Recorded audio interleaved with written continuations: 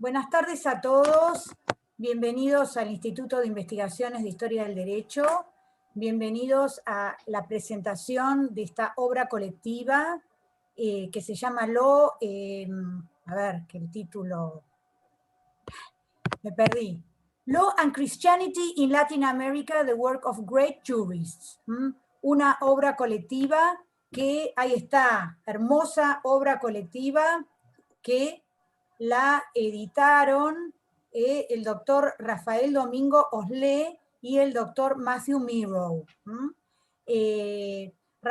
Matthew, les queremos decir que esta presentación de este libro despertó muchísimo interés, que se inscribió mucha gente de todas partes del mundo, gente que ya nos viene siguiendo a nosotros en nuestras charlas, y mucha gente que se acerca a nuestro instituto por primera vez. Así que a todos ellos, a los nuevos y a los viejos, le damos la bienvenida y le damos la bienvenida a nuestros expositores de hoy, que son los dos editores de esta obra colectiva. En primer término, va a referirse a la obra Rafael Domingo Oslé, lo voy a presentar a él. El doctor Domingo Oslé es Sproul Family Professor of Law and Religion en el Center for the Study of Law and Religion de la Emory University, que queda en Atlanta, Estados Unidos de Norteamérica. Es titular de la cátedra Álvaro Dors en el Instituto Cultura y Sociedad de la Universidad de Navarra, de la que fue decano. Fue profesor en la Universidad de Cantabria. Sus áreas de trabajo son el derecho romano, el derecho comparado, el derecho global y la teoría del derecho, sobre las que ha escrito 25 libros y 100 artículos. Impresionante trayectoria, imposible de resumir en un minuto. Así que, gracias Rafael por estar acá, te paso el piso, adelante. Muchísimas gracias, Viviana. Muchísimas gracias a Matthew por estar aquí, y hay que decir que Matthew es el primer editor del libro porque es el gran experto en derecho latinoamericano, y que ha sido para mí pues un placer colaborar con él y editando este libro, ¿no? Muchas gracias a todos los que habéis participado de una manera u otra en el libro. Ha sido un auténtico honor trabajar con vosotros y creo que ha merecido la pena el esfuerzo. Hemos pensado, los dos coautores, Matthew, primer coeditor, y yo, que podíamos dividir nuestra presentación en dos partes. La primera parte me corresponde a mí, aunque sea el coeditor segundo, porque voy a hablar un poco del gran proyecto que estamos llevando a cabo en la Emory University sobre cristianismo y derecho y sobre los grandes juristas, ¿no?, en distintos países, del que el libro sobre Latinoamérica es uno de los productos, pero hay otros muchos, ¿no? Creo que este marco puede ayudar a los historiadores del derecho a entender la envergadura del producto y del proyecto. Y en segundo lugar, el profesor Matthew Merow tomará la palabra para referirse más específicamente al libro sobre los juristas y, bueno, derecho y cristianismo en Latinoamérica, ¿no? Bien, entonces, la primera idea que yo quería decir, el primer nombre que creo debo nombrar aquí es la persona de John Widdie. John Widdie Jr. es el director del Center for Law and Religion de la Universidad de Emory y ha dirigido el centro los últimos 30 años, un discípulo de Harold Berman y un auténtico experto en derecho y religión. Y acaba de ser traducida su obra sobre derecho y religión en los Estados Unidos, la libertad religiosa en los Estados Unidos, al castellano. Y ha sido publicada en Thomson y también ha sido publicada una edición en Ecuador y otra edición en Perú. Me parece que es una obra cumbre, ¿no?, de lo que es la relación entre derecho y religión, y en concreto en libertad religiosa, como uno de los máximos temas, ¿no? Entonces, John Widdie hace unos años pues, tuvo la brillante idea de emprender una gran colección de juristas universales cristianos, ¿no? El proyecto pues, podía ser muy matizado. ha sido muy bien entendido porque han sido ya más de 300 los profesores de Historia del Derecho que han colaborado en el proyecto, pero obviamente, como todos estos proyectos grandes, desde el punto de vista metodológico pueden plantear algunas dudas, ¿no?, de las que vamos a hablar. Se trata, en definitiva, de volver en cierta manera a una visión biográfica del derecho y comprender que detrás de las normas jurídicas, detrás de la cultura jurídica, pues siempre hay personas. Y que sin esas personas, esos cambios bruscos culturales o esas transformaciones no tan bruscas, sino cotidianas del derecho, no son posibles. En ese sentido, lo que decía mi maestro Dors, de que derecho es lo que aprueban los jueces, en un sentido amplio, pues tiene esa manifestación. Si en unos determinados jueces del Tribunal Supremo, pues el derecho no puede evolucionar en una dirección y, sin embargo, con otros jueces sí puede hacerlo, ¿no? Esto se puede extender de una manera más amplia al concepto de jurista. Nos parecía necesario reivindicar una idea de jurista amplia. ¿Por qué? Pues porque el positivismo jurídico nos ha llevado a reducir al jurista pues al mero aplicador de la ley y a trabajar en una dimensión jurídica que está por debajo de la dimensión más moral o de la dimensión espiritual. Veíamos, sin embargo, pues una interrelación necesaria debido a la unidad de la realidad entre las distintas dimensiones, lo cual no significa que la dimensión jurídica no tenga su cabida y no tenga sus propias normas, pero sí veíamos que esa dimensión jurídica está profundamente influida por la dimensión moral, por la dimensión espiritual y, por tanto, por la dimensión moral y espiritual de las personas que aplican el derecho. Entonces, vimos que efectivamente, detrás de grandes acontecimientos jurídicos y acontecimientos políticos se encontraban cristianos y que habían defendido un modo de ver la realidad desde los valores cristianos. Eso se veía, por ejemplo, de una manera muy clara en la reunificación del derecho europeo, por ejemplo, en la creación de la Unión Europea y la integración de Europa después de la Segunda Guerra Mundial, con personas como podía ser pues, Robert Schuman o como podía ser, pues no sé, el presidente de la República Alemana o de Gasperi, etcétera, ¿no?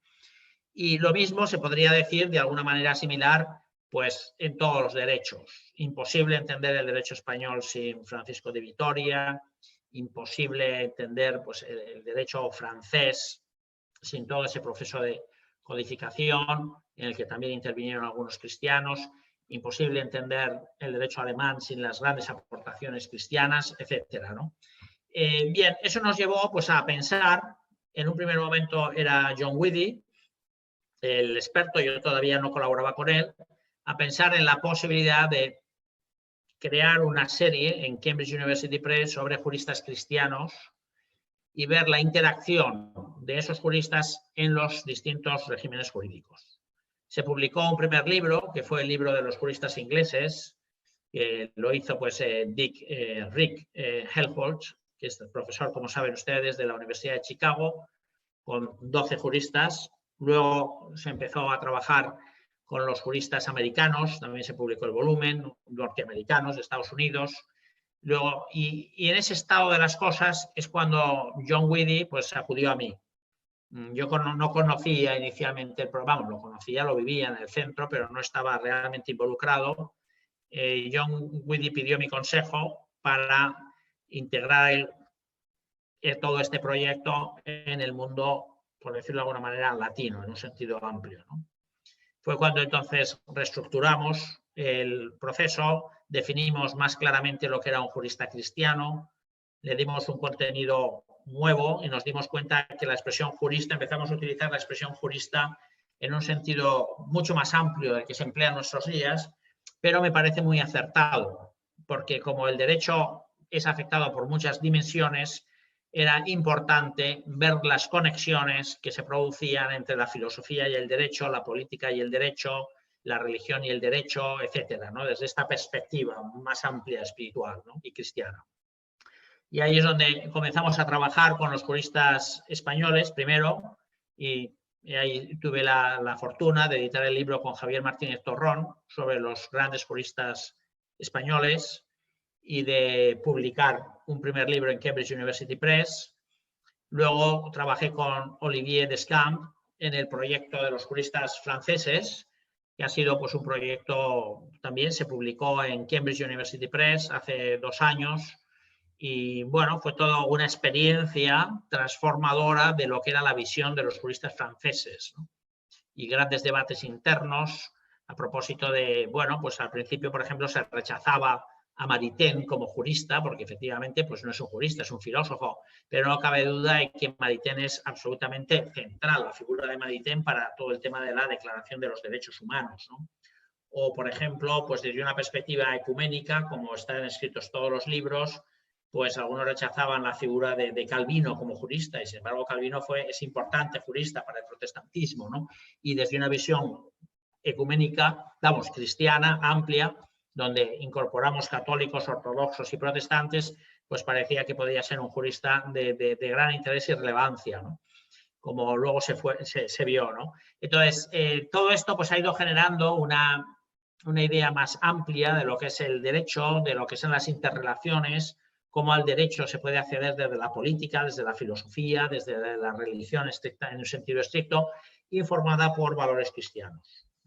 Y que los grandes cambios, pues muchas veces se han debido precisamente a la, bueno, pues a la capacidad de influir en la sociedad de ciertos cristianos con ciertos valores que han sido aceptados, ¿no? Bien, luego se extendió, por ejemplo, y con Horacio Condorelli estuve trabajando en el libro de los juristas italianos, y en ese momento ya nos movimos de Cambridge University Press a Routledge. Entonces abrimos la edición, no podíamos depender solo de una editorial, y entonces lo que hicimos fue crear la marca, por decirlo de alguna manera, de juristas cristianos, y luego ir trabajando con distintas editoriales. Por eso hay libros que están publicados en Cambridge University Press, hay libros que están publicados en Routledge, hay algún libro que está publicado en Oxford University Press, y hay libros que están publicando, pues uno en Australia, que se ha publicado en una editorial más local de Australia, etcétera. O sea, el libro de los juristas alemanes se ha publicado en una editorial alemana. Y bueno, pues estamos como bastante abiertos a seguir publicando y haciendo los libros, dependiendo básicamente de la idea de los editores, pero detrás siempre está pues la figura de John Widdie y esta idea central, ¿no? De ver la biografía como un elemento clave para entender los procesos de cambio y de alteración de los derechos, ¿no? Y de transformación jurídica. Entonces, estando así las cosas, John Widdie me dijo, hombre, ya has trabajado en el mundo español, francés, italiano, y quizás sea conveniente, ha llegado la hora de lanzarse al mundo latinoamericano. A mí me pareció que Matthew Mirro pues era sin duda pues un gran líder al que conocía desde hace años y habíamos trabajado juntos en otras ocasiones, había visitado su universidad y vi que era, bueno, pues tenía un gran manual sobre derecho latinoamericano y que era un gran conocedor del derecho americano, del derecho latinoamericano, y nos pusimos manos a la obra, ¿no? Redujimos el volumen a los siglos XIX y XX, creo que fue un gran acierto no hablar de la época previa, sino desde la constitucionalización del derecho de Latinoamérica, y iniciamos un gran proceso para ver efectivamente cuáles podían ser los candidatos, ¿no? Que naturalmente todos los que están son importantes juristas, pero hemos dejado muchos en el tintero. Ahí quiero yo agradecer específicamente a todos los colaboradores del libro, porque prácticamente todos, pues de una manera o de otra, han influido en lo que ha sido la estructura final del libro. Era un libro que realmente es difícil de hacer, porque cada libro tiene, como luego nos explicará el profesor Mirro, pues cada libro tiene sus dificultades, ¿no? Entonces, hablar de los juristas cristianos americanos, pues tiene un tipo de dificultad. Claro, decir, bueno, John Adams era cristiano, pues sí era, pero hasta qué punto influyó, no influyó, hay que incorporarlo, no incorporarlo, etcétera. En el tema de Latinoamérica, aquí lo que se veía era, por una parte, la dispersión, o sea, era la primera vez que trabajábamos no sobre un país concreto, sino sobre un área concreta, lo cual ya dificulta bastante, y luego un tiempo concreto, cosa que en España, por ejemplo, pues íbamos iniciábamos con Isidoro de Sevilla y acabamos en el siglo XX, ¿no? Entonces, bueno, ahí se han producido fenómenos siempre complejos para tomar decisiones, y ahí yo quiero agradecer mucho la colaboración de ciertos colaboradores, de los contributors, de los hacedores de los capítulos, que nos han marcado muchas veces la pauta a la hora de elegir cuáles eran los juristas más relevantes cristianos de cada país. Que algunos pueden decir, hombre, la verdad es que decir que Monseñor Romero era un jurista, pues es un poco utópico. Yo soy el hacedor de ese capítulo, ¿no? Pero yo creo que no. Yo creo que si uno lee a Romero y uno lee la palabra jurista en un sentido amplio, uno se da cuenta que la influencia que ha tenido sobre la justicia social Monseñor Romero en Latinoamérica ha sido probablemente muchísimo más importante que la que puede haber tenido el presidente de un tribunal supremo concreto que haya estado aplicando el Código Civil de su país durante 30 o 40 años en la Corte Suprema. Entonces ahí estamos como iniciando un fenómeno interesante de ampliar. Yo creo que el derecho había quedado asfixiado en un reduccionismo por el positivismo, nos faltaba diálogo con otras áreas y aquí lo que hemos intentado es abrir el panorama. Esto se ha notado mucho más en otros libros que en este, pero en este también se ha notado, ¿no? Por el tipo de elección. Ahí en el tipo de elección yo diría que toda la responsabilidad final pues, es de los editores y asumimos también pues, bueno, pues los errores que haya habido y los gaps, ¿no? Las ausencias, ¿no? Hay que decir siempre que este tipo de libros pues, están muy condicionados, tremendamente condicionados por la editorial. Es decir, las normas editoriales sobre número de páginas, número de citas, formas de hacer, etcétera, condicionan totalmente al autor. Es casi como cuando uno escribe en un periódico y le dice, bueno, son 300 palabras y no te pases de aquí, y titulares de 4 palabras, ¿no? Entonces, hay veces que, bueno, pues estás bastante limitado, pero creo que el valor de este libro se encuentra en que por vez primera se ofrece al mundo anglosajón, que lo queramos o no, es el mundo académicamente dominante, un producto sólido, elaborado básicamente por latinos, en una lengua que no es el español, y, por tanto, accesible a la primera división de la academia, por decirlo de alguna manera, ¿no? Y donde se queda claro que el mundo latino está también en la primera división y que efectivamente podemos colaborar y podemos contribuir. Entonces, en ese sentido, para mí ha sido un motivo de orgullo trabajar con el profesor Matthew Miro por la sensibilidad que tiene claramente hacia todo lo latino y buen conocedor, aunque pertenece al mundo anglosajón. Y en mi caso, pues soy todo lo contrario. Soy una persona que procede del mundo latino y trabaja en el mundo anglosajón, ¿no? Entonces, esa fusión, pues, se ha notado en el libro de una manera bastante clara y bastante positiva. Y ha sido como una tensión de los coeditores y de todos los colaboradores, que al final, pues, ha producido un resultado del que yo estoy orgulloso. Y estoy orgulloso porque me parece que este es el inicio de un gran networking, de una gran colaboración profunda del mundo latino, donde de una vez por todas, vamos a decir, el mundo latino tiene algo que decir en el mundo anglosajón y el mundo latino es capaz de debatir con el mundo anglosajón al más alto nivel. Bueno, eso abre una puerta, exige un mayor esfuerzo, porque es mucho más fácil escribir en castellano que en inglés, porque el modelo de escribir en castellano y en concreto en Latinoamérica es distinto de los modelos de escribir anglosajones, y todo eso, pues yo siempre digo, escribir un artículo en inglés no es solo traducirlo, ¿no? Y escribir un artículo en inglés para un latino, pues normalmente le lleva 3 o 4 veces más de tiempo que escribirlo en castellano, ¿no? Esa por lo menos es mi referencia. Cada vez me lleva menos, obviamente, ¿no? Pero sí te lleva más tiempo, ¿no? Porque por más que pienses en inglés, las estructuras mentales, los conceptos, el civil law no ha sido escrito en inglés. Y entonces el latín nos lleva al español, pero no nos lleva al inglés.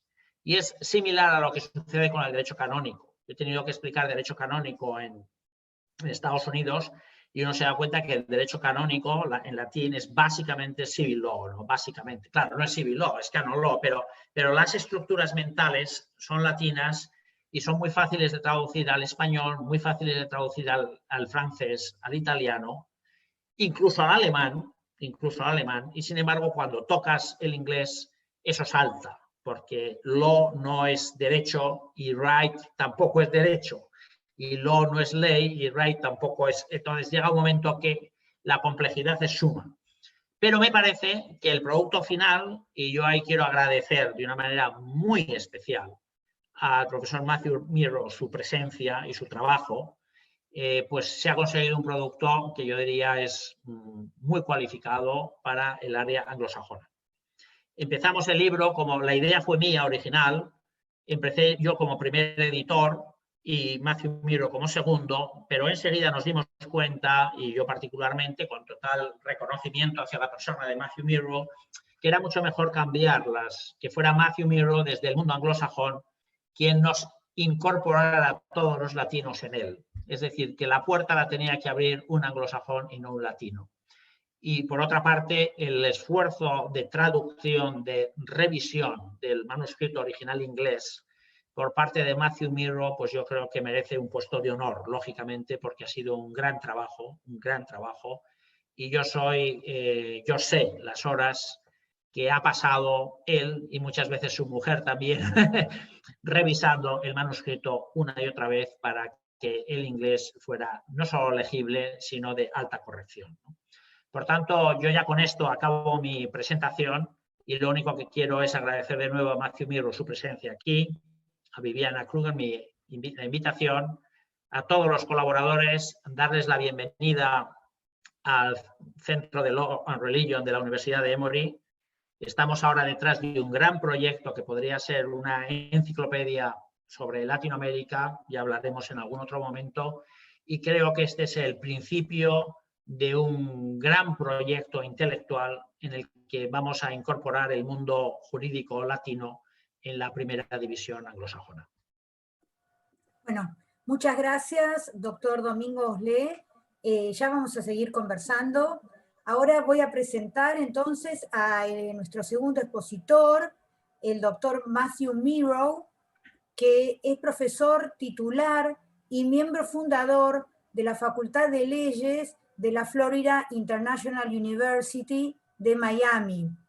Tiene un doctorado de la Universidad de Leiden, de los Países Bajos, de la Universidad de Cambridge en Inglaterra y de la Universidad de Cornell en New York. Fue profesor visitante del programa Fulbright de Estados Unidos en Chile. Fue profesor visitante en la Universidad del Salvador.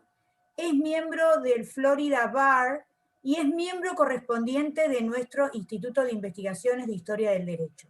Sus áreas de trabajo son Derecho e Historia Constitucional. Después de esta brevísima presentación, Matthew Mirro, el piso es tuyo. Adelante. Bueno, gracias Viviana y gracias Ezequiel por esta gran oportunidad. Gracias también a Rafael por esas palabras tan gratas. La obra es una colección de ensayos de distinguidos historiadores del derecho y en muchos sentidos como coeditor siente que simplemente soy representante de estos maravillosos académicos y autores. Ha sido un honor y un placer trabajar con cada uno de ellos. Como historiador del derecho, a menudo me he preguntado por el papel de la experiencia y las creencias individuales en el cambio jurídico. Cuando Rafael me puso a colaborar con él en un volumen sobre las creencias cristianas y los juristas de la región, como parte del proyecto más amplio que él acaba de describir, acepté encantado el reto. El producto final de este trabajo examina la vida de 37 personalidades de la historia del derecho latinoamericano y, en particular, cómo su fe cristiana fue un factor que moldeó la evolución del derecho en sus países y la religión. Los juristas estudiados aquí incluyeron 23 que trabajaron predominantemente en el siglo XIX y 14 en el siglo XX. Cada capítulo analiza al jurista dentro de su contexto intelectual y político. En los últimos años se ha aumentado el número de buenos estudiantes sobre el derecho indiano en inglés, y el derecho indiano ha sido profundizado y ampliado durante casi un siglo.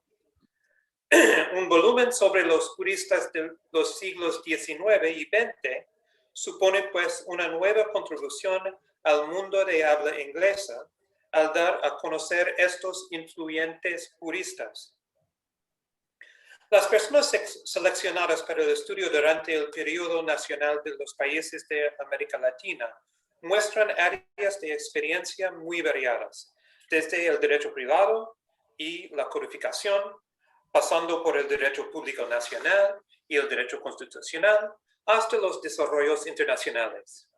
El lector de este volumen de pasta a pasta habrá obtenido una rica visión del desarrollo jurídico de la región que complementará todo lo que se puede reunir sobre las fuentes, las leyes y las instituciones de la región. Y lo que es más importante, se pondrá de manifiesto un aspecto que muchas veces se pasa por alto: el papel del cristianismo y las creencias cristianas desempeñaron en la historia del derecho. Varias etapas importantes durante la independencia y las repúblicas subsiguientes presentaron nuevos conjuntos de desafíos en la relación entre la Iglesia y el Estado. En primer lugar, durante el primer periodo estudiado aquí, la Iglesia se mostró reacia a conocer los movimientos independentistas y, al lograr la independencia, los nuevos países hicieron valer sus reclamaciones como herederos legítimos del patronato real. En segundo lugar, el no reconocimiento pleno de esta nueva relación condujo a un largo periodo de negociaciones entre los países latinoamericanos y la Iglesia Católica Romana para establecer relaciones aceptadas que abordarán cuestiones fundamentales de puestos eclesiásticos, finanzas, propiedades y estatus dentro de las repúblicas. Estas preguntas se resolvieron a nivel nacional y muchos de los juristas estudiados aquí contribuyeron a resolver estas enojosas preguntas. En tercer lugar, a medida que las repúblicas avanzaban políticamente hacia una forma de liberalismo que frecuentemente incluía el anticlericalismo, la Iglesia se enfrentaba a una pérdida sustancial de poder en la sociedad y las reformas liberales frecuentemente incluían la nacionalización de las propiedades de la Iglesia. Algunos de los juristas cristianos estudiados aquí denunciaron estos pasos y buscaron argumentos intelectuales y políticos contra el excesivo liberalismo. En cuarto lugar, en el siglo XX, los juristas cristianos intentaron construir respuestas adecuadas al capitalismo, el socialismo y el comunismo desenfrenados a través de su comprensión y la aplicación de la doctrina social católica. En este periodo, la preocupación por los pobres llevó a algunos funcionarios eclesiásticos y al clero a hablar en favor de los que no eran escuchados en los ámbitos políticos tradicionales. Estos acontecimientos necesariamente configuraron el discurso aceptado de la historia del derecho. El triunfo del liberalismo durante gran parte de los siglos XIX y XX hizo que algunos juristas influyentes solo vean la luz ahora como importantes figuras nacionales. La política, más que la historia, ha mantenido ocultos a algunos juristas durante décadas. Jorge Adame señala que este fue el caso de Clemente de Jesús Munguía Núñez, obispo de Morelia y férreo defensor de los derechos de la Iglesia Católica en México durante las décadas de 1850. Brian Hamnet observa igualmente que Teodosio Lares, cito, ha sido prácticamente olvidado en la historiografía, fin de la cita. La explicación de Hamnet para el olvido de Lares puede ampliarse para abarcar a muchos de los juristas estudiados en este volumen. Cito, la explicación obvia para el olvido es la persistencia en la historiografía liberal y revolucionaria de lanzar el foco y la aprobación moral sobre sus propios líderes principales y, por lo tanto, borrar a sus críticos u opositores del cuadro. Fin de la cita. Así, para muchos juristas, este volumen sirve como contribución para corregir los sesgos políticos que han guiado la historia del derecho durante décadas. Si los sesgos políticos han llevado a excluir los juristas de la mirada de los historiadores del derecho, parece oportuna una palabra sobre nuestro proceso de selección. Ante todo, buscamos juristas cuyas vidas y obras contribuyeron a la búsqueda subyacente de conexiones entre la fe y el derecho en América Latina. Teníamos una idea de algunos juristas que debían ser incluidos sin duda alguna, pero nos dirigimos a los principales expertos en la materia de toda la región y solicitamos su consejo. Hubo mucha discusión y selección. Hasta cierto punto, las 37 personas estudiadas aquí deben considerarse como juristas representativos, más que como una lista definitiva o exhaustiva de los juristas más influyentes de la región. Por supuesto, cabe preguntarse por qué se ha incluido un jurista y se ha excluido a otro. Lamentablemente, para los siglos XIX y XX, no pudimos encontrar a ninguna mujer latinoamericana cuya influencia jurídica y su relación con la fe personal hiciera necesaria la inclusión en este estudio. Recordamos a nuestros lectores que no se consideró la inclusión de ningún jurista vivo.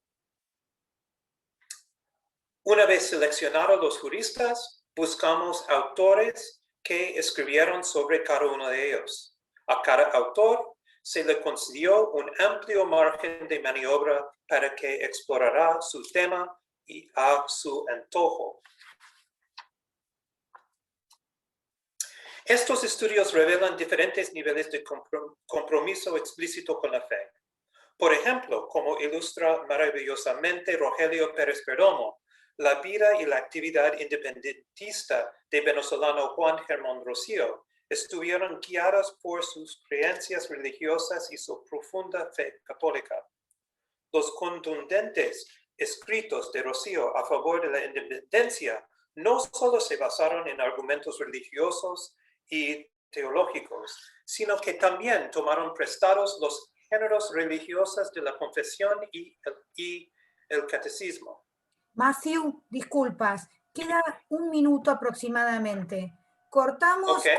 Salimos y volvemos a entrar con el mismo link, así completás tu exposición y pasamos a la etapa de las preguntas y los comentarios, ¿ok? Con el mismo link. Perfecto, sí. Nos vemos. Bueno. Continuamos entonces con la exposición del doctor Matthew Milrow. Matthew, adelante. Bueno, gracias. La fe personal guió al constitucionalista chileno Mariano Egaña a mantener la posición de la Iglesia Católica como religión oficial de la República en su Constitución de 1833, un texto que guiará a Chile políticamente durante casi 100 años. Javier Francisco Infante Martín vincula la educación religiosa de Egaña y su frecuente asistencia a misa con su comprensión del patrocinio de la República a la Iglesia Católica y de los aspectos fundamentales religiosas de la virtud cívica necesaria en una república. Así, muchos de los juristas estudiados aquí mostraron abierta y públicamente su fe en relación con sus convicciones políticas sobre las nuevas repúblicas independientes y sus fundamentos jurídicos. Los juristas del siglo XX no fueron menos estridentes que los juristas del siglo XIX a la hora de hablar de su fe en sociedades y gobiernos que no veían con buenos ojos tales perspectivas. Simplemente no hay tiempo hoy para dar muchos ejemplos. Muchos de los juristas del siglo XX estudiados aquí se guiaron en su pensamiento jurídico, económico y político por la doctrina social de la Iglesia Católica. Se encuentra en las encíclicas papeles, incluyendo la Renovarum y el 40º Anno, respuestas papeles a la industrialización y al socialismo.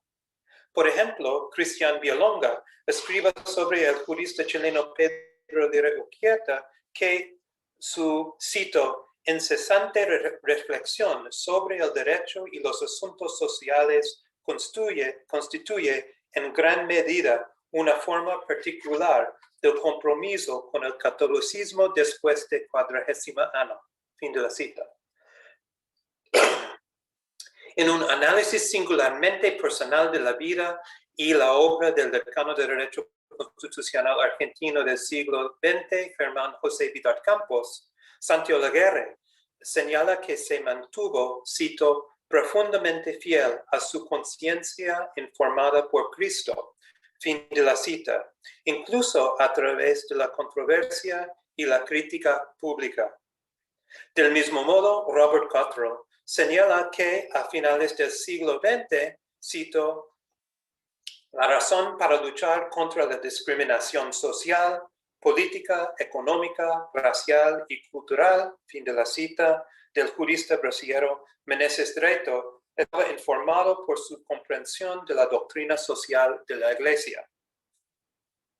En conclusión, los juristas aquí estudiados representaron una notable variedad de su fe, se enfrentaron a la oposición y a los retos personales, mientras intentaban dar leyes e instituciones de sus países, sus regiones y el mundo. La fe personal y las convicciones religiosas fueron aspectos constitutivos de las experiencias individuales de estos juristas quienes trabajaron en conversación con los textos fundamentales de la teología y el derecho canónico, además de las numerosas obras estándar del derecho civil y constitucional. Así, este volumen supone una sólida contribución a la comprensión no solo del impacto del cristianismo, en particular del catolicismo romano, en la relación de cambios de derecho en América Latina, sino también de la influencia de los juristas individuales dentro de la historia del derecho. Trabajaron en conversación entre ellos y con juristas de todo el mundo. Trabajaron en conversaciones con sus oponentes ideológicos y políticos y con las sociedades y gobiernos en los que vivían. Esperemos que este tomo continúe el debate académico sobre las formas en que las creencias religiosas y la fe personal dan forma al cambio jurídico, especialmente en el contexto del derecho latinoamericano. Gracias. Muchísimas gracias, Matthew, por esta presentación. Bueno, ahora abrimos el espacio de comentarios, de preguntas a todos los asistentes. Acá hay muchos de los autores de esta obra, están presentes acá. Ha sido un reencuentro muy lindo volver a encontrarme así en esta publicación con gente con la que hacía bastante había perdido contacto, muchas personas que estuvieron en contacto con este instituto, como Robert Cottrell, uno de los autores de la obra, como Keith Agustín Adams, que presenté, gente que ha transitado mucho este instituto. Así que bueno, el que quiere hacer alguna pregunta puede usar el dispositivo de levantar la mano o hacerme alguna pregunta por el chat.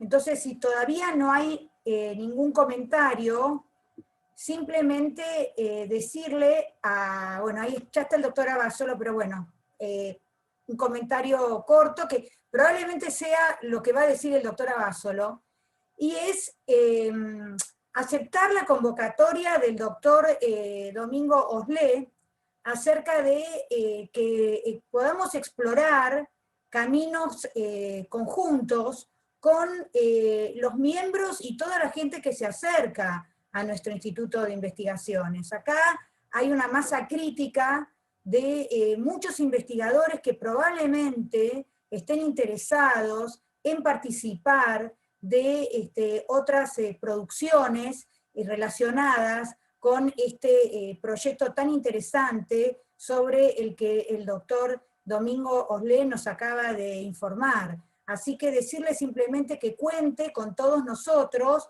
para seguir colaborando o empezar a colaborar con este proyecto. Acá por el chat me están preguntando si en Argentina se tiene acceso a esta obra. No sé si Matthew o Rafael están al tanto de cómo se está comercializando esta obra en Argentina. Bueno, yo no sé, la obra se está comercializando en el mundo porque está publicada en Routledge. Routledge es una editorial comercial, pero que en el ranking académico se encuentra en tercera posición, después de Oxford, Cambridge, Routledge, ¿no? O sea, son las tres grandes editoriales y desde el punto de vista de ventas, pues también se encuentran, son las tres más amplias, ¿no? Incluso superan a Harvard University Press, Chicago University Press, Columbia University Press. Entonces, no es técnicamente una editorial universitaria, pero sí es técnicamente una de las mejores editoriales académicas, ¿no? Debido a su gran prestigio. Entonces, esta obra se puede adquirir directamente yendo a la página web de Routledge. Basta poner en Google la palabra jurista cristiano latinoamericano o Law and Christianity in Latin America y ya directamente se puede adquirir. Se puede adquirir tanto en ebook como en libro en papel. Y luego también se puede adquirir directamente a través de Amazon, que es la manera ordinaria en nuestros días de adquirir libros, ¿no? Es decir, no creo que vaya a estar, que sea un libro de librería, en el sentido de decir, bueno, pues ir a una librería a comprarlo, porque actualmente no se están haciendo así ya los libros, pero sí es un libro que se puede adquirir en Argentina, por supuestísimo. Es decir, basta, repito, ir a la página web de Routledge a través de Google o basta ir a Amazon, adquirirlo en ebook o adquirirlo en papel. Bueno, muchas gracias. Hay una pregunta del doctor Agustín Parise, desde los Países Bajos. Adelante, Agustín. Muchas gracias y buenas tardes. Y ya me excuso porque mi hijo está apareciendo en cámara y está haciendo ruido de fondo, así que discúlpenme. Es muy, muy grato ver a Rafael y a Matthew y a muchos de los coautores, bueno, a toda la gente en general, siempre es grato. La pregunta es invitar a Rafael y a Matthew a que nos cuenten un poco el tema de no haber podido encontrar una mujer jurista en el siglo XIX y XX. Obviamente no lo podemos inventar si no existió en las características que el volumen estaba apuntando. Pero la pregunta es, ¿en otro de los volúmenes se dio situación similar o podemos decir que eso es algo de América Latina? Entonces la pregunta es, cuando vemos el volumen de América Latina y lo comparamos con los otros volúmenes, ¿la presencia de la mujer es distinta? Gracias. Bueno, yo ahora mismo no tengo todos los volúmenes en la cabeza, ¿no? Sí puedo decir que en el volumen español cuenta con Concepción Arenal, que como saben ustedes, pues bueno, fue una de las primeras feministas y gran defensora de los presos y del derecho penitenciario y una cristiana profunda, ¿no? Y eso pues ha sido un motivo de orgullo para nosotros el poder incorporar a Concepción Arenal. No creo que, me parece que es la única mujer que hemos incorporado, ¿no? En el derecho polaco que estamos haciendo ahora, hemos incorporado 2 mujeres que son 2 reinas. No eran estrictamente jurídicas, pero de una manera u otra sí que han contribuido y han sido aceptadas por Rowledge, ¿no? Aunque tenía un carácter más político, pero realmente sí, ¿no? Estoy pensando que en el derecho francés, donde prácticamente el 70% del volumen está escrito por profesoras, eso es muy interesante porque hay como, vamos, es realmente llamativo, pero creo que no incorporamos a ninguna mujer. Después de una búsqueda, pues decidimos no incorporar, ¿no? Y me parece que lo mismo, estoy pensando, ha sucedido en el derecho italiano. O sea, la profesión de jurista, aunque la palabra jurista sea femenina en el sentido de que acaba por A, ha sido una profesión profundamente masculina, ¿no? Eso ya en el derecho romano conocemos 92 juristas y de los 92 ninguna es mujer, ¿no? Algunas personas, yo creo que con extremado feminismo, han intentado ver en Gaius, incluso Gallo, una mujer, como diciendo, bueno, es Gaius, no sabe tal, o a lo mejor pues otra persona, o se falsificó el nombre y era Gaia, o bueno, se está buscando todo tipo de teorías para encontrar una mujer, ¿no? Pero lo cierto es que no hay, ¿no? A mí lo que me parece es que este profundo cambio es un cambio de nuestros días. Se está viendo en que las que escriben, las mujeres profesoras de nuestros días que están escribiendo estos capítulos, serán en libros similares de dentro de unos años objeto de los capítulos. Es decir, estamos en un periodo de profunda transformación. Hay 2 cosas que, en mi opinión, llaman la atención cuando se escriben estos volúmenes. Y, sin embargo, una de ellas no ha pasado en el derecho en este volumen porque se refiere a los siglos XIX y XX.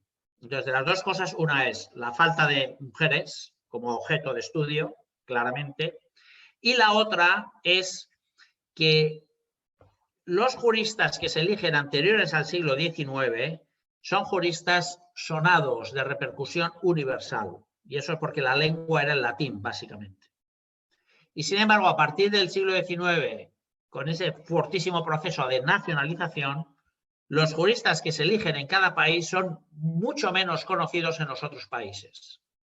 Es decir, nada que ver, pues el comparar a un, no sé, Francisco de Vitoria, pero incluso Suárez o Azpilicueta o tantos otros juristas españoles del siglo con los juristas del siglo XX, que, en fin, pues son juristas españoles conocidos, son muchos más, pero sin tener esa influencia universal que han tenido los juristas anteriores, ¿no? En el caso de Francia, pues es notorio, ¿no? O sea, tenemos unos juristas muy reconocidos en todos los siglos, bueno, pues en toda la época moderna, ¿no? Y luego, pues no digamos con la cualificación, pero incluso los anteriores, ¿no? Son los grandes juristas como un Cuyacio que nadie discute y que se lo conocen todos los países, etcétera. Cuando ya nos aproximamos al siglo XX, hay una gran dispersión, hay una gran diversificación por materias y, por tanto, ya no se trata de juristas con visión universal, sino se trata de juristas parciales. Tenemos lo que puede ser un jurista de derecho civil y luego podemos tener un jurista que haya trabajado con la sociología del derecho y luego puedes tener un jurista que sea más filósofo del derecho, pero no tienes como esa visión tan amplia, ¿no? Entonces, bueno, eso responde a lo que han sido todos estos libros plasman de una manera clara cómo el derecho se va haciendo y cómo la importancia de los códigos civiles cede ante la importancia de las codificaciones y cómo el derecho privado se va haciendo cada vez más derecho público y cómo se va invirtiendo la pirámide. Al principio es la fuerza del derecho privado, pero luego el derecho público se va comiendo el derecho privado y los juristas del derecho público son más importantes que los juristas del derecho privado. Eso se ve muy bien, por ejemplo, en Alemania, ¿no? Pero también en Italia. En Italia se da el caso de civilistas y canonistas que se unen, pero luego pues hay un periodo, normalmente en el siglo XVII siempre se ve un periodo de grandísima sequedad. Hemos tenido grandes dificultades para encontrar juristas del siglo XVII en algunos países, ¿no? En Francia, en España, los hay, por supuesto, pero no tan relevantes como otros. O sea, hay momentos de crisis. En España es clarísimo, ¿no? El siglo XIX no tiene grandes juristas. Los grandes juristas del siglo XIX están en Latinoamérica, no están en España, ¿no? Y bueno, sí tenemos juristas anteriores, pero buscar ese tipo de juristas del siglo XIX ha sido complicado, ¿no? Porque a veces es un mero compilador, pero un compilador no es un jurista, ¿no? En un sentido así más profundo, ¿no? Bien, entonces yo diría que hay similitudes, que también depende del tipo de editor, porque, por ejemplo, el libro de los juristas ingleses, pues ellos decidieron coger 12 jueces, elegir 12 jueces y tratar sobre 12 jueces, no 20, y tampoco meterse en grandes disquisiciones sobre lo que es un jurista, ¿no? Claro, desde un punto de vista crítico o de lo que yo considero que es un jurista, pues creo que ese volumen tiene algunas deficiencias, como por ejemplo no tener a Tomás Moro, que para mí es un gran jurista y además un gran jurista de la conciencia, un gran jurista de la libertad y un gran jurista de lucha contra el poder injusto, ¿no? No está Tomás Moro, ¿no? Entonces, para mí eso es una deficiencia, para ellos no, dicen, bueno, vamos a utilizar un término de jurista mucho más de tribunal y, bueno, donde no haya una discusión política, ¿no? Bien, bueno, los editores marcan bastante. Bien, es cierto que poco a poco también hemos ido limando el concepto de jurista y creo que cada vez se está aproximando más a lo que Matthew y yo hemos tratado de reflejar en este libro. Bueno, muchas gracias, Rafael.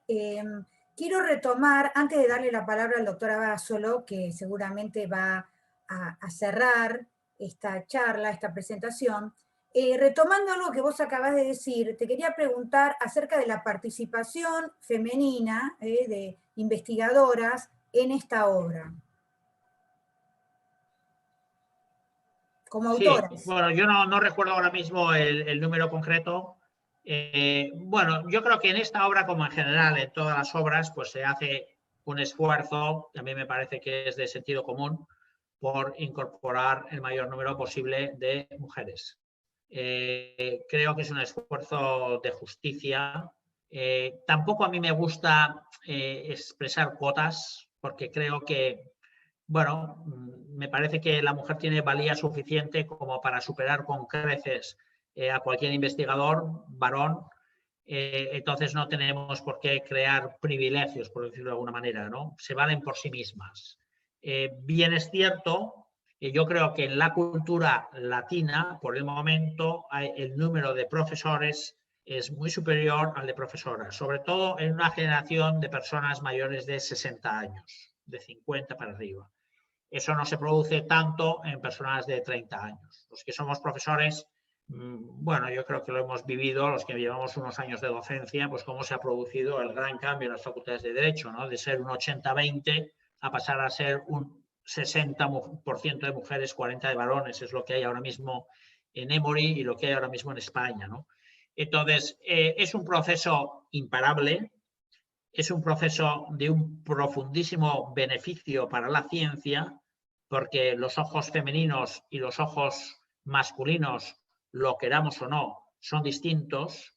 Me parece que la mujer se acerca a la historia con un detallismo que a lo mejor no tiene el hombre, o capacidades de abstracciones, los dos a muy alto nivel, pero tenemos un cerebro distinto. Entonces, esa obviedad de que tenemos cerebro distinto, creo que es de grandísimo beneficio para la ciencia, porque nos aproximamos a la ciencia con 4 ojos, los 2 femeninos y los 2 masculinos. Eso se ha notado muchísimo en este volumen de influencia femenina, pero a mí mi deseo hubiera sido que hubiese habido una muy superior participación. Ese es mi deseo y creo que eso se va a ir consiguiendo poco a poco con el tiempo, ¿no? Bueno, muchas gracias. Doctora Abasolo, adelante. No veo ninguna otra pregunta por ahora. Si llego a verla, lo voy a... Eduardo Martiré, el profesor Martiré tiene una pregunta. Adelante, doctor Martiré. Préndase el micrófono.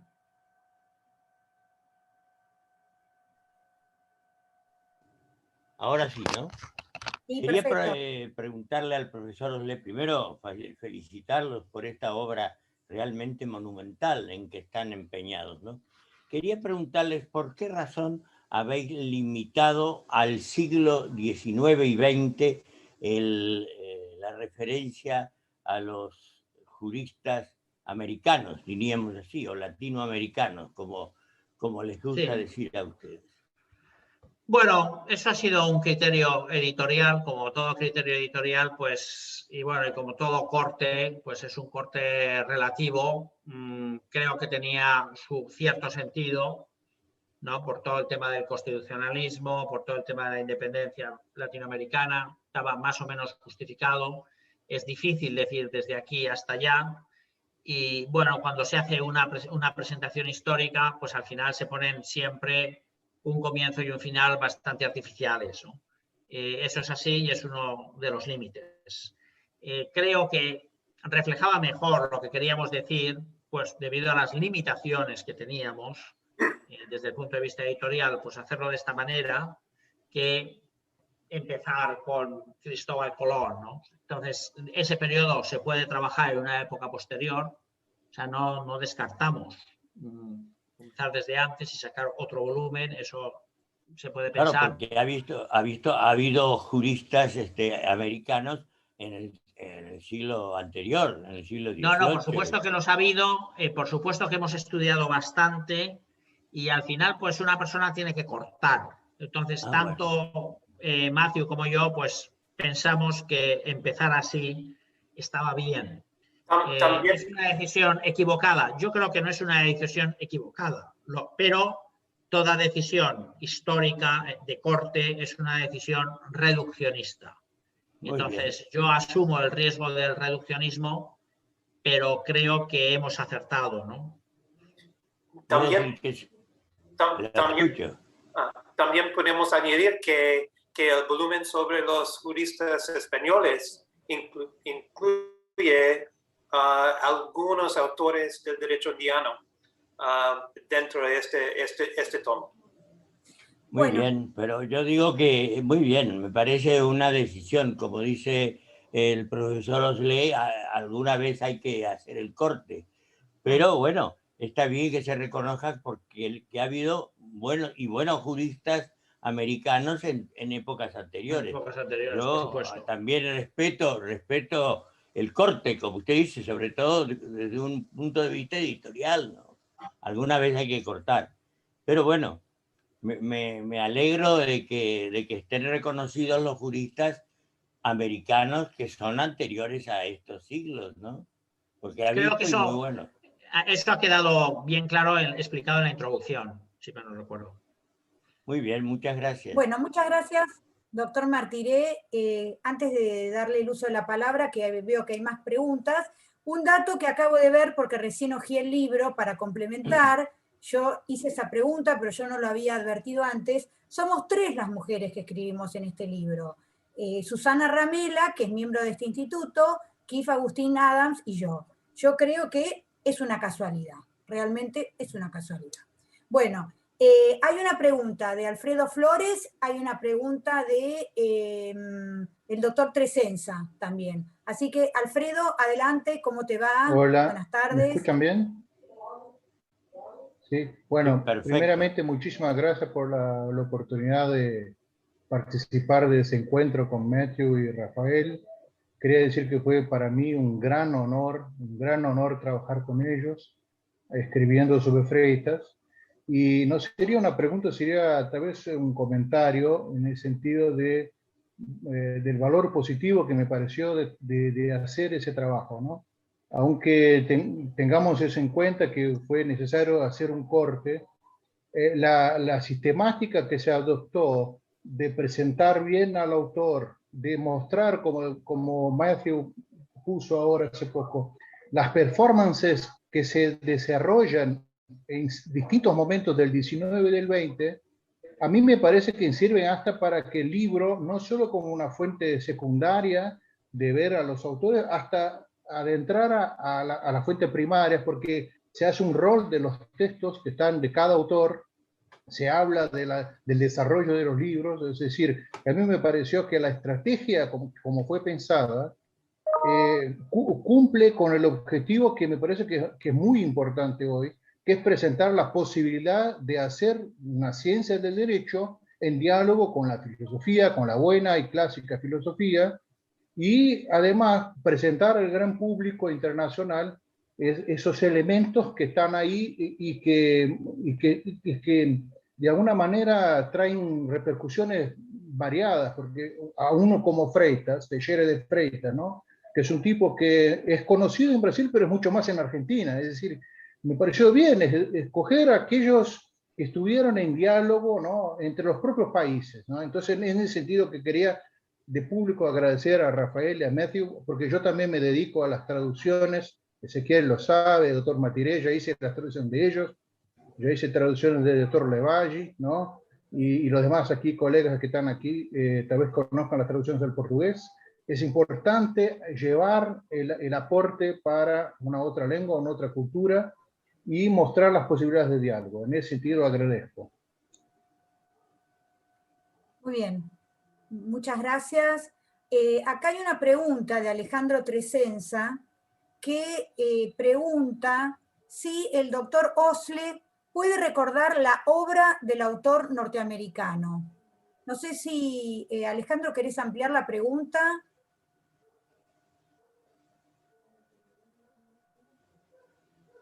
Es sobre Vite que está preguntando. Ok.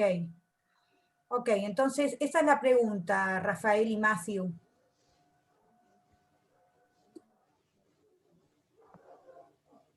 Me parece que el libro se llama Greek Christian Juries in American Law. Y es un libro que rompe, es uno de los primeros libros que se publicó y es un libro que rompe la estructura porque, en primer lugar, admite a algún jurista vivo, como puede ser Marian Glendon o como puede ser Robbie George. Entonces, bueno, es un libro que se sale un poco de lo que ha sido la estructura normal. Ha sido publicado en Cambridge University Press y, bueno, en este momento por un profesor, aquí tengo el libro y puedo dar los datos. Great Christian Juries in American History. Entonces, ha sido editado por Daniel Dreisbach de American University en Washington, D.C. y por Mark David Hall de George Fox University. Y entre los capítulos que contiene, pues está John Cotton and Roger Williams, el gran defensor de John Rimpot and Covenant Ideal de Friendly. Luego tiene un capítulo sobre Friendly Laws de William Pence, de Christian Jurisprudence, pero son capítulos más genéricos, otros sobre John Jay, otros sobre James Wilson, y luego tiene uno sobre todo el tema de Harvard, la parte evangélica de Harvard sobre evidencias, John Marshall, Harlan the Elder, y bueno, Nontan, y luego al final pues Anthony Scalia como cristiano, y Marian Glendon, escrito por Carosa, y luego tiene uno sobre Michael McConnell, que es el profesor de Stanford, Nathan Champan, y luego otro sobre Robbie George.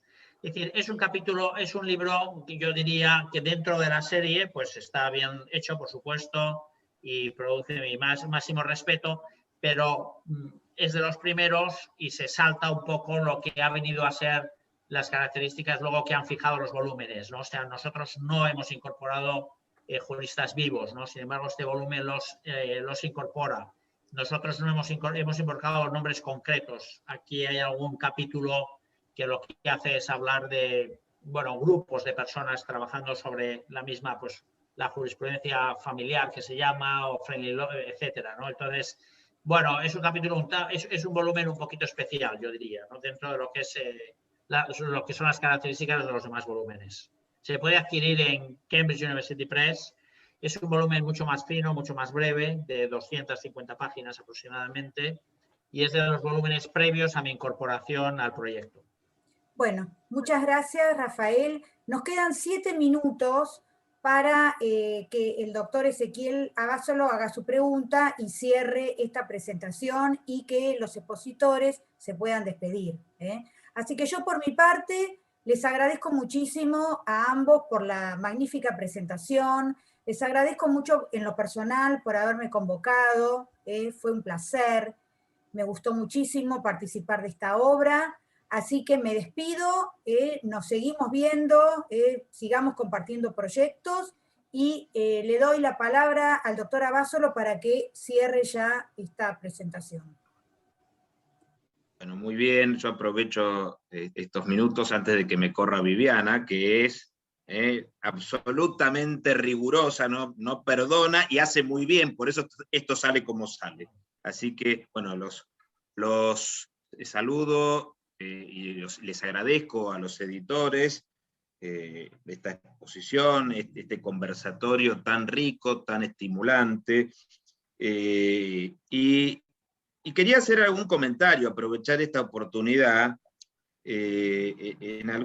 para algunos asuntos. Yo creo, podría sintetizar que acá hay 3 tópicos que son, uno es el de la obra en sí, otro es el del proyecto de juristas cristianos, y otro es el de otras posibilidades proyectivas que la obra y que los editores nos han hecho compartir.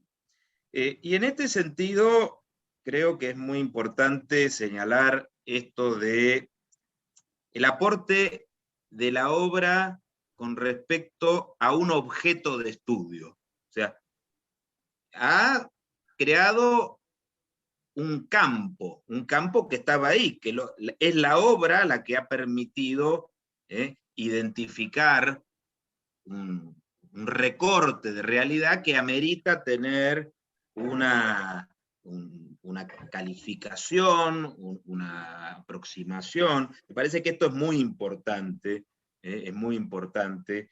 Y Alfredo recién también marcó algo también que es significativo, ¿no? El método que la obra proporciona, no solamente para ocuparse de este campo, sino para quizás aplicarlo a otros campos. Así que esto es una cosa importante y que quería señalar, y en todo caso también después hacer alguna preguntita, no sé si va a haber tiempo, pero seguiremos en contacto. Quedan 5 minutos, Ezequiel, 5. Bueno, acá estamos, me están marcando la cancha y hacen muy bien, por otro lado. Me pareció también esta cuestión de el proyecto de cristianismo, que hoy tenemos una presencia plural, significativa, no solamente de historiadores del derecho, sino de personas que se vinculan, que se interesan, y que me parece muy, muy importante y muy oportuno. Pero además, yo quería retomar con algo que señaló Viviana, comparto todo lo que ha dicho Viviana, de nuestro interés, de nuestro aporte, de nuestra posibilidad de colaboración. Digo nuestro, estoy hablando formalmente del Instituto de Investigaciones de Historia del Derecho, de todos sus miembros titulares y sus miembros correspondientes, y también de la comunidad Instituto de Investigación de Historia del Derecho, que es superior a los miembros. En este sentido, es una preocupación de la actual conducción de este instituto participar en esta idea de integración con el mundo angloamericano. O sea, es algo que a nosotros nos interesa de manera especialmente intensa, con lo cual, en lo que sea posible articular algo de esto, quiero manifestar nuestro interés institucional y nuestro interés personal. Ahora aprovecho simplemente 2 cosas más, agradecerle a los editores. Les cuento al público que a Rafael lo veo por primera vez en este momento. Me he escrito con él y me ha señalado oportunos comentarios, cosas por el estilo, pero para mí estas son las ventajas del mundo digital. Y hay otros colaboradores, Cristian, por ejemplo, que es la primera vez que lo veo, y que además a todos estos colaboradores los invitamos a las actividades del instituto. Y si fuese posible, más allá de que los felicito, Matthew, magnífica exposición, una cosa que les aclaro a todos: el libro tiene 37 colaboraciones y un prólogo formidable, un prólogo que enriquece y potencia. O sea, no es un prólogo para cumplir, es un prólogo que mejora el producto. Está enormemente. Así que, Matthew, felicitaciones. Es si tienen alguna noticia después de repercusión, si ya hay alguna cuestión sobre esto, si han podido semblantear en el ambiente. Pero claro, nos quedan 2 minutos y Viviana, antes de que diga nada, muy bien, siempre les quiere dar la posibilidad a nuestros invitados de lujo como ustedes a que se puedan despedir. Así que muchas gracias por todo. Bueno, adelante Rafael, Matthew, si quieren saludar, que ya se nos está terminando el Zoom. Matthew. Bueno, empiezo yo. No, gracias por todo, gracias por esta oportunidad. Es un placer ver a todos los amigos y conocidos y colegas. Eso fue una experiencia muy buena para compartir no solamente este libro, pero es que me da cuenta, tanto me hace falta ver a ustedes en congresos y no simplemente por Zoom y espero que haya oportunidades en el futuro para colaborar, no solamente intelectuales, a nivel intelectual, pero para reunirnos en cualquier tipo de ocasión. Gracias por todo. Gracias, Muchas gracias a todos por vuestra presencia y ha sido un orgullo para mí conocer algunas caras que no conocía, personas con las que me había relacionado por email y que hoy por fin pongo cara, ¿no?, a tantos colaboradores que han hecho posible esta obra. Ha sido un placer colaborar con vosotros y creo que este es el inicio de un grandísimo proyecto. Bueno, chao a todos. Gracias. Hasta luego, gracias.